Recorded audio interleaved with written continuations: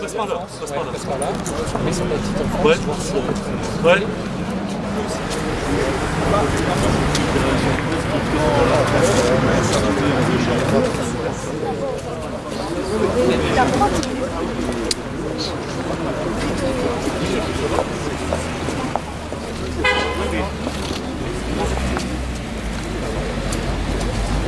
Bien, bah nous y Ben voilà. voilà, nous y allons. Là aussi. Voilà, tout le conseil municipal. Bonjour madame. Bonjour monsieur. Bonjour madame. Voilà. Monsieur le curé. Ah, Mariana, brillante. On y va? On y va. Allez, mon premier adjoint. C'est bon? Et voilà. Et voilà. On va quand même en donner un au député. Mais ça y est. Et puis il y a d'autres types de chaleur ici. Ah, C'est vrai. Voilà. Vous avez été bien accueillis. Sûrement, ça fait plaisir à l'espace, parce que c'est une saison différente. Allez-y, je vous en prie. Voilà. Donc là ici c'est un multi-accueil collectif qui a été reconstruit tout récemment, qui a ouvert ses portes le 13 septembre, il y a eu une inauguration. Et donc du coup vous avez l'accueil des parents, mais ici c'est un petit couloir d'entrée. C'est chouette hein, ça. C'est un truc à Donc en fait c'est une capacité d'accueil qu'on a Même pas augmentée. une petite photo là, vous aurez. Moi je copie toujours ce qui se passe de bien ailleurs. Il y avait un multi-accueil avant qui existait ici dans un bâtiment qui était un peu plus, qui était devenu obsolète, qui pouvait accueillir 24 places enfants. Et là en fait on a refait les travaux avec l'aide de la CAF, du Conseil Général, du CCAS et de la ville de Ronques, et du coup qui nous permet d'accueillir maintenant 30 places enfants. Ah, c'est super. Même dans des conditions nettement. Surtout c'est vaste. Ouais, c'est très très vaste. C'est ce qu'on souhaitait en fait. Donc ici c'est la salle d'éveil où est-ce que les enfants vont pouvoir manger, évoluer toute la vie. Voilà, les espaces changent avec des petits sanitaires pour l'apprentissage. Et ensuite il y avait une porte en fait glissante. Ici c'est vraiment la section des plus grands. On appelle les plus grands, alors nous c'est entre 0 et 3 ans. Oui, Donc c'est ce qu'on appelle les petits marcheurs. Et vous avez de l'autre côté les bébés qui ne se déplacent pas encore. En fait on retrouve le même système. Avec, voilà, c'est chouette ça. c'est bien pensé. Alors ça c'est le cabinet d'architecte, Graphe Architecte. Sur Ronques, il y a à peu près une centaine d'assistantes maternelles indépendantes. Après nous l'association on embauche aussi des ASPAT. D'accord, donc c'est une gestion associative. Une centaine d'ASPAT. Nous on a une crèche familiale, gestion associative, où est-ce qu'on a 9 assistantes maternelles et ça c'est dans le centre-ville de Ronques. Enfin, c'est Styloram, c'est vraiment dédié aux ASPAT indépendantes, donc la centaine d'ASPAT du territoire. bien sûr, des champs d'extérieur. Ah bah évidemment qu'ils viennent aussi, oui, mais c'est pas énorme. On a une démographie Ceci dit, oui, puis c'est quand même un élément d'emploi très important. tout à fait, absolument. C'est un service très très apprécié par les familles. Ces îlots ont un petit espace de verdure avec une statue de daigne. Tout à coup, on le voit disparaître et il rentre là-dedans.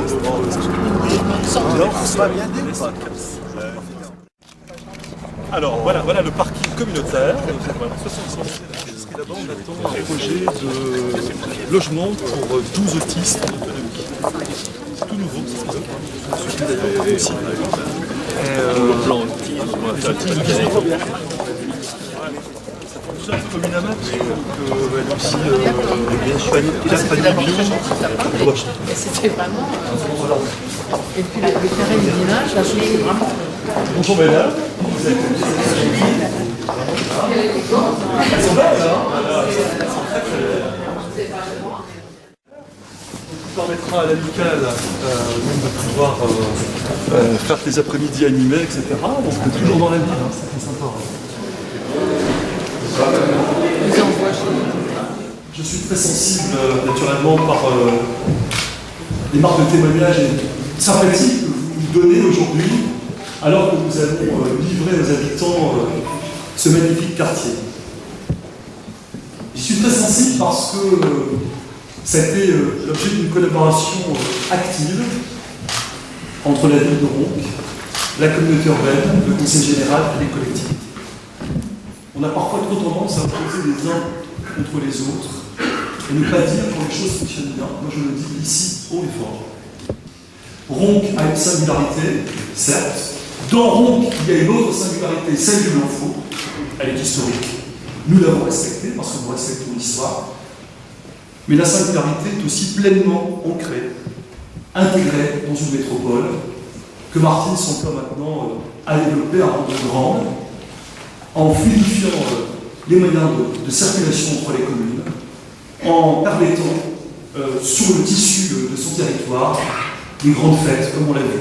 Et aussi, comme on y participe, vous savez, le président de l'harmonie du Blanc-Four, une harmonie dans un quartier, c'est très important. C'est bien avec l'histoire, mais c'est aussi toute une dynamique culturelle qui se met en place. Et chaque fois qu'il y a des propositions, vous répondez, vous présentez. Et nous sommes dans les manifestations d'Ivresse régulièrement. C'est comme ça qu'on fait métropole ensemble. Il n'y a pas 36 recettes, il n'y a pas de grand secret. C'est ça. Et ce Blanc-Four, ben, c'est l'illustration de ce travail accompli. Et je vois plein de visages ici. Parce que derrière le travail, il y a des chiffres, bien sûr. Il y a l'investissement important de la communauté urbaine, du conseil général et de la ville. Il y a surtout des hommes. Je suis fier de dire qu'il y a plus de 40 entreprises qui ont travaillé sur ce chantier. C'est des hommes et des femmes qui ont travaillé. Les collectivités publiques donnent du travail, font turbiner l'économie. Et c'est pour ça qu'il faut soutenir l'investissement des collectivités publiques. Michel Pétillon, quand on parle de Blanc-Four, il a l'arme à l'œil, bien entendu. Il a œuvré à une autre époque à la communauté urbaine, comme agent de service public, voilà, mais contre-toi là. On le voit. Mais il pleure. Derrière le photographe. Parce que, attendez, on a une photo, c'est formidable. Il était petit ici à l'école. Il était tout beau, il est encore plus beau d'ailleurs. Mais voilà, et je comprends ton émotion. Voilà, parce que cette école qui était la tienne est aujourd'hui transformée avec une nouvelle vie. Il y a tout un travail humain derrière tout ça. C'est ça que je veux aujourd'hui saluer et que je veux soutenir. Ce sont des projets à vivre. Il faut que les gens développent, consomment sur place aussi. Il y a des solidarités à exprimer, à exercer. Jean-Baptiste, c'est du soleil. C'est une autre culture.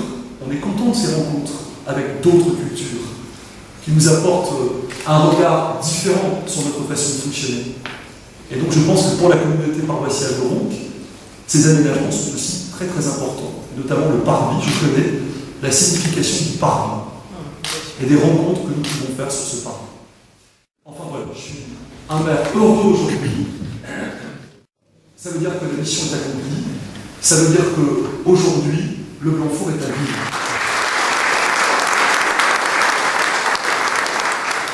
Le président de la communauté urbaine est par Mont et par Vaux sur son territoire. Moi, je le serai aussi tout à l'heure. En allant à Los, à Fontaine-au-Pire, à Bélligny. Demain, je suis à Merville. Et puis, je le dis au maire de Lille, un peu dans mon canton, sur des manifestations sur le faubourg de Béthune et sur le week-end, au cas où je m'ennuierais pendant les week-ends. Derrière ces propos, vous dire simplement que c'est un plaisir de l'inaugurer. C'est sûrement la plus belle émission pour un élu de la République, inaugurer ce qu'il a pu contribuer à mettre en œuvre directement pour mon accompagnement. Et c'est vrai, mon cher Vincent, que tu n'as jamais eu à te plaindre, je crois, de l'accompagnement. Quelques mots à mon tour, en termes peut-être de bonnes nouvelles. Dire au maire que nous sommes sur le coup de la RT 617, naturellement, aux côtés de la communauté urbaine. Et je tiens à le dire à la présidente, les services de la communauté urbaine de Lille et ceux du Conseil général, sur des compétences partagées, travaillent main dans la main. La présidente, c'est important. Je ne sais pas quel sera le sort des services du Conseil général dans les métropoles à venir en matière de voirie. J'ai envie de dire, peu importe, ce qui intéresse les citoyens, c'est est-ce que la route est bien faite, est-ce que les pistes cyclables respectent notre projet politique. C'est tout cela qui nous attire aujourd'hui et qui fait que entre collectivités, il n'y a pas de concurrence. Il y a la recherche permanente de la subsidiarité, de la complémentarité et du meilleur service rendu au coût le plus maîtrisé. Investir, c'est améliorer le cadre de vie, c'est redonner confiance et c'est donc lutter contre toutes les formes d'égoïsme, contre toutes les formes de repli et malheureusement d'attirance vers des mouvements que je crois tous les républicains ici présents combattent à longueur de journée. Voilà les quelques messages très simples que je voulais apporter dans ce propos presque ému de la part du maire Vincent Ledoux. Je regarde Michel, ça va, les yeux sont encore un peu rouges, mais pour vous dire que ne regardez pas ici un maire, un conseil général, un président, une présidente de la communauté urbaine, mais vous regardez des élus de la République qui servent leur territoire. C'est la mission que nous ont donnée nos concitoyens. Merci à toutes et à tous.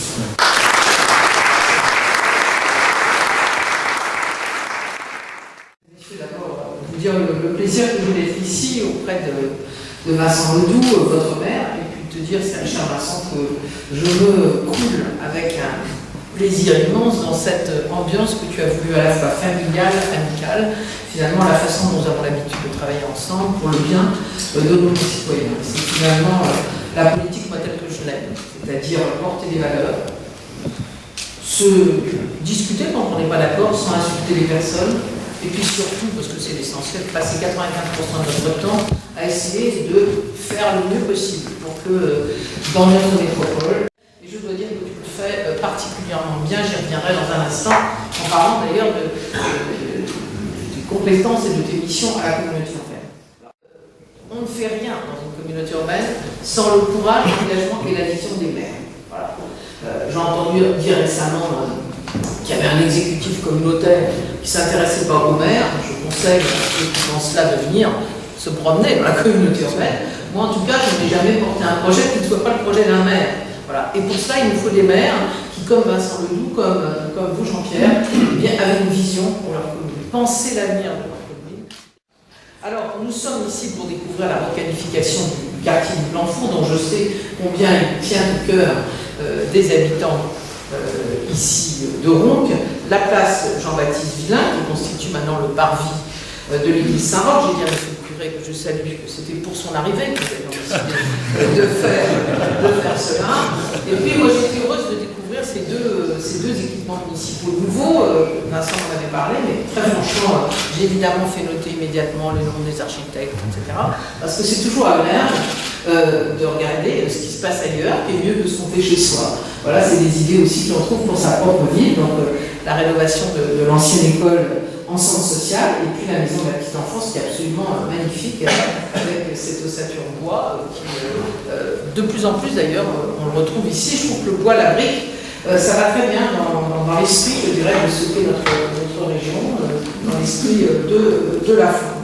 Et puis ce jardin vraiment très soigné, avec une sculpture de Ledagne. Chacun sait que nous partageons avec Vincent un goût pour la culture, et d'ailleurs il y a ici, il faut le dire quand même, pour une petite ville de 13 000 habitants, avoir une telle vie culturelle, de telles expositions, et notre amie Manuela va être là dans quelques jours. Tu avais fait déjà une très belle exposition, je pense, à Kino, et souvent nous travaillons ensemble, c'est-à-dire que nous essayons de déployer ici même, parce que c'est la volonté du maire, une exposition qui est menée ailleurs dans la communauté urbaine. Et je crois que les habitants doivent se dire que c'est quand même une vraie chance d'avoir un tel poids culturel dans une ville comme Ronc, et ça, ce sont des choix.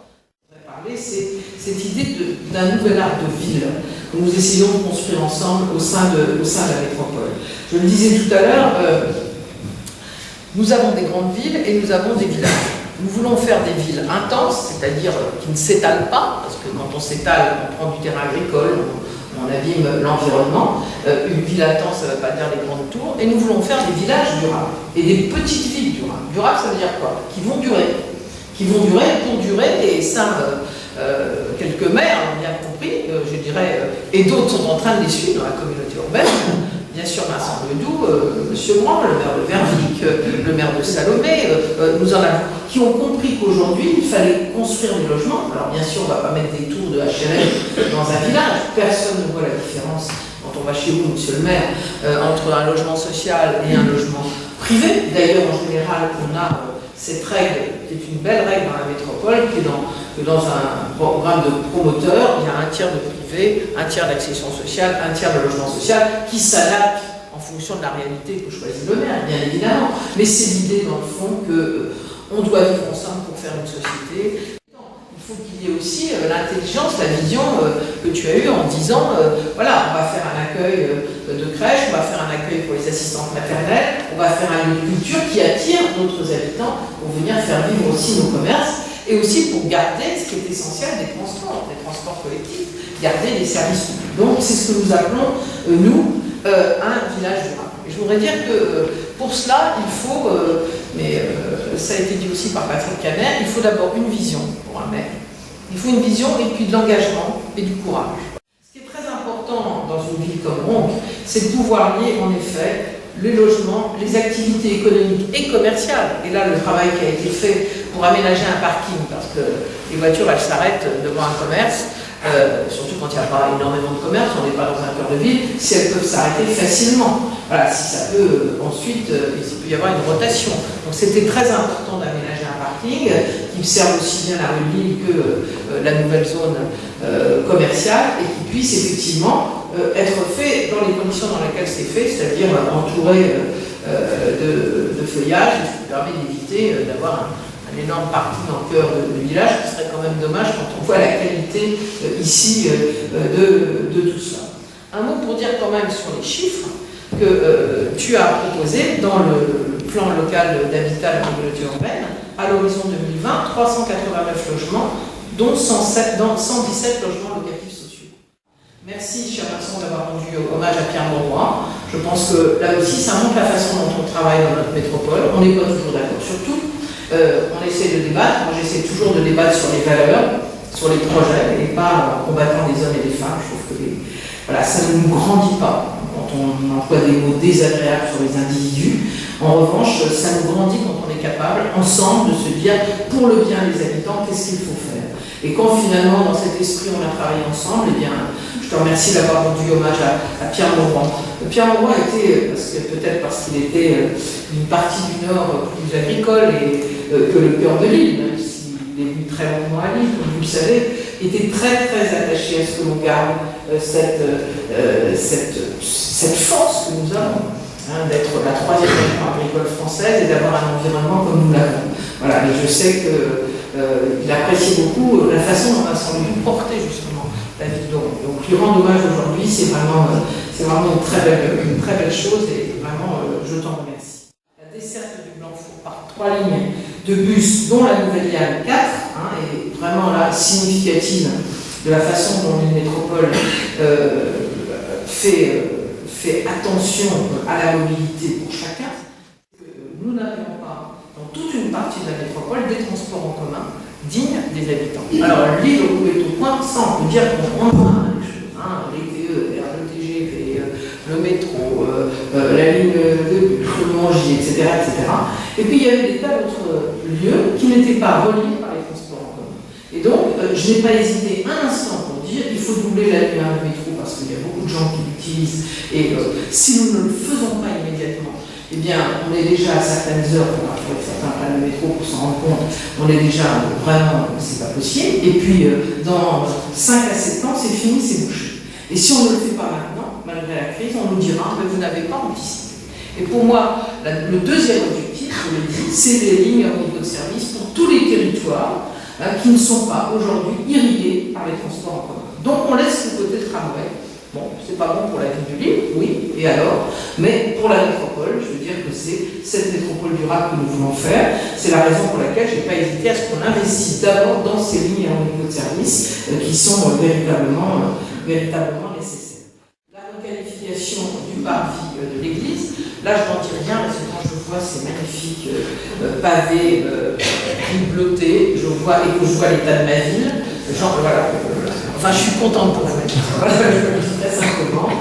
Ces beaux équipements, la requalification à venir de l'ensemble du tronçon de la rue de Lille, qui est prévu par la communauté urbaine et qui va terminer, carrément par là, parce que tant qu'il y a des travaux autour, ça ne sert à rien de refaire une ligne. Et bien voilà, l'implication forte de Lille Métropole, mais encore une fois, cette implication, ce n'est que la mise en application d'une vision, d'un engagement de la part du maire, de toute son équipe municipale que je salue, son premier adjoint, et c'est la volonté de confronter, travailler ensemble pour essayer de trouver le mieux possible. Voilà. Je ne partirai pas sans aller m'acheter un peu de carré de pinage, un peu plus à la ferme, car Vincent avait offert pour mon anniversaire des fromages extraordinaires. Et pour tout vous dire, je vais fêter les 1 an de mon petit-fils à Paris tout à l'heure, et j'ai dit, je vais aller acheter les fromages avant de partir. Tant pis dans le train, c'est mais en tout cas, voilà, ils sont formidables. Merci Vincent de m'avoir fait découvrir aussi une des autres qualités de ta belle vie. Voilà.